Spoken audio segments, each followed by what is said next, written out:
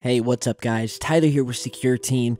So, if you remember the other day, I posted a video about how artificial intelligence, well, in my opinion, is kind of getting out of hand to the point where the cons really outweigh the pros, in that not only do we have our computers, our phones, our televisions listening to what we say in our homes in what we thought was privacy, but we also have robots out there. If you've been following DARPA and Boston Dynamics, they are really creating some crazy things, robots that can not only walk, run, jump over things, and stand upright like a human, but also these robots that look like cheetahs.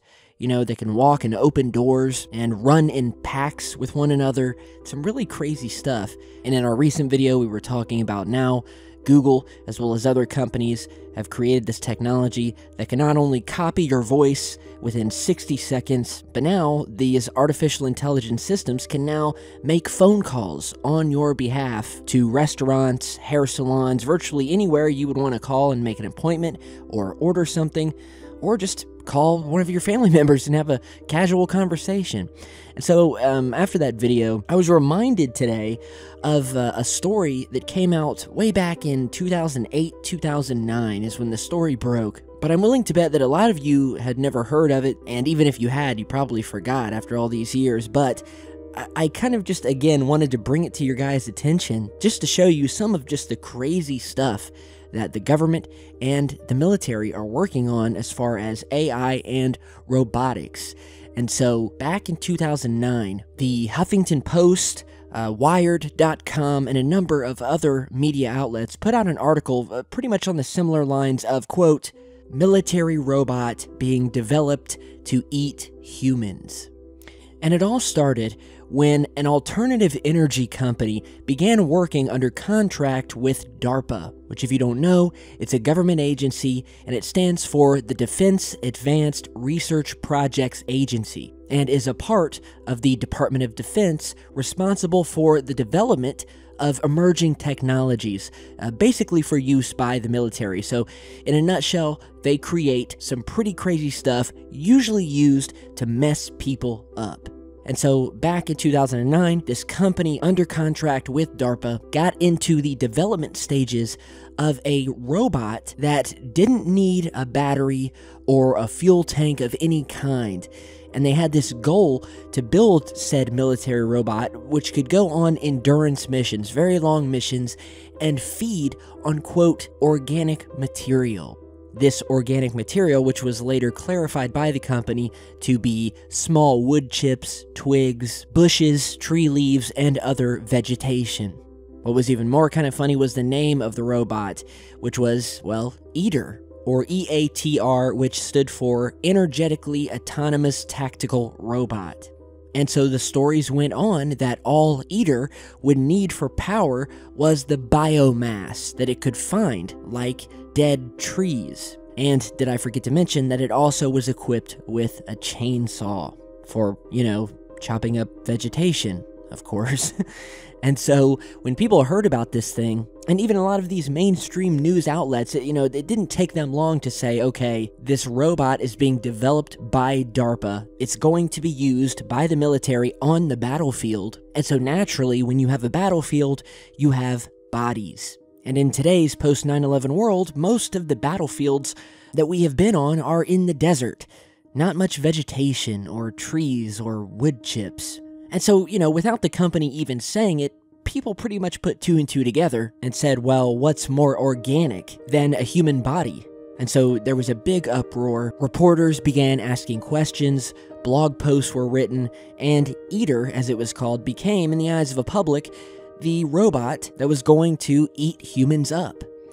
And of course, DARPA quickly went into damage control mode, saying, quote, we are focused on demonstrating that our engines can create usable green power from plentiful renewable plant matter. The commercial applications alone for this Earth-friendly energy solution are enormous. But again, it comes back to, we have a robot here designed to collect organic matter. That could very well include human bodies. Obviously, DARPA is not going to come out and simply admit this, but it didn't take long for the reporters to put two and two together. And then to make matters worse, the robots would likely have been designed to be fully autonomous, giving them the ability to think and act on their own. And even as one Huffington Post reporter stated, even if it had nothing to do with humans, at some point, don't all robots eventually turn on their masters and start devouring us? And well, I guess we'll just have to find out. And so, yeah, since that happened, pretty much everything went quiet about the development of this chainsaw-carrying, quote-unquote, organic matter-devouring robot.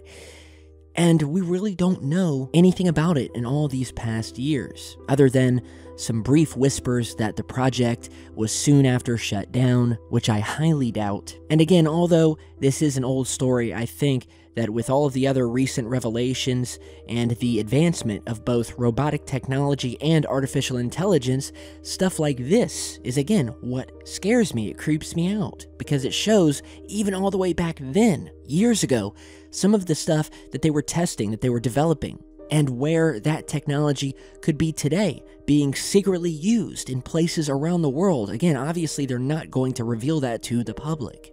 And so yeah, what do you guys think? Having seen my past video about Google's new AI making phone calls for you, do you still believe that the cons outweigh the pros or vice versa? Tell me down below, but in my view, I think if things continue going the way they're going, it won't be long before we see Terminators walking down the street, or at least, AI computer systems just having taken total control over our lives, so we never actually get up out of our chairs again. Everything is handled for us. Our food is ordered for us. Our phone calls are handled for us. We won't actually have to do anything ourselves anymore. And that is what's actually scary. And it's not so much the AI or the tech that's scary, it's what humans can do with it. So, lastly today, real quick before we go, we have some new anomalous photos and video of some of the strange weather happening around the world. Here we have a video that was taken from Northern Ireland of what appeared to the viewer as just this massive wall of clouds slowly moving across the countryside. I mean, truly breathtaking. And although it's clouds, it really does look like a solid structure with extremely even walls, as he pans across from one end of the sky to the other. So amazing footage. I'll put the link to this down below. Now, also speaking of strange clouds, we also have some more photographs in, this time from my home state of Ohio, of this really eerie sight of, they could be your just typical roll clouds. A lot of people have said that's what they are. It also goes by another name, is what they call a squall gate. And what it is, basically, it's this very rare and unnatural looking roll cloud that occurs when passing the mesoscale convection system in Ohio.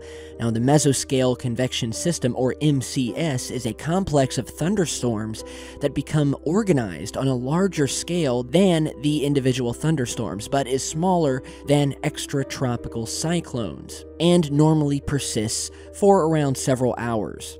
But to just a regular Joe on the street, it looks unnatural. Some would say creepy, definitely anomalous, but again, breathtaking, I think. So, really, really interesting stuff. Now, lastly today, and certainly not least, we have a new, very quick video coming out of Italy of what some have said is yet another bolt of lightning coming out during the beginning of a storm, or a storm in the distance, reaching down and striking something, some sort of unknown object that would be much similar to another video we just posted about, well, all of the strange objects seen in lightning and seen being struck by lightning, or dare I say, that are utilizing and harnessing this lightning to power these vehicles. And so you've been seeing it looping over. I'll zoom in here, slow it down a little bit, and there it is. Let's go ahead and pause the frame. And we can see as we zoom in here what appears to be very similar to what was captured over the Czech Republic in our recent video. I guess you could say a triangular shaped object that, I guess you could say catches or interferes with this lightning bolt before it could actually, touch down and hit one of the trees or something on the ground. Now here is the very next frame as the lightning is beginning to dissipate, and it kind of gives us a better view of this possible object, which almost, it looks very triangular in nature, almost V-shaped. But, again, at the zoom level, we just don't have a more high-resolution version. But, I think you can still tell it does take on this sort of artificial looking shape. I will leave it up to you guys. What do you think? Does it look similar to what was captured in the Czech Republic, as well as all of these other clips that we featured in that video about the lightning? Tell me down below, and give me your thoughts on everything else we spoke about today. So thank you all again for stopping by. I am Tyler with Secureteam. Be sure to subscribe, share, follow me on Facebook and Twitter, and I will see you all back in just a bit.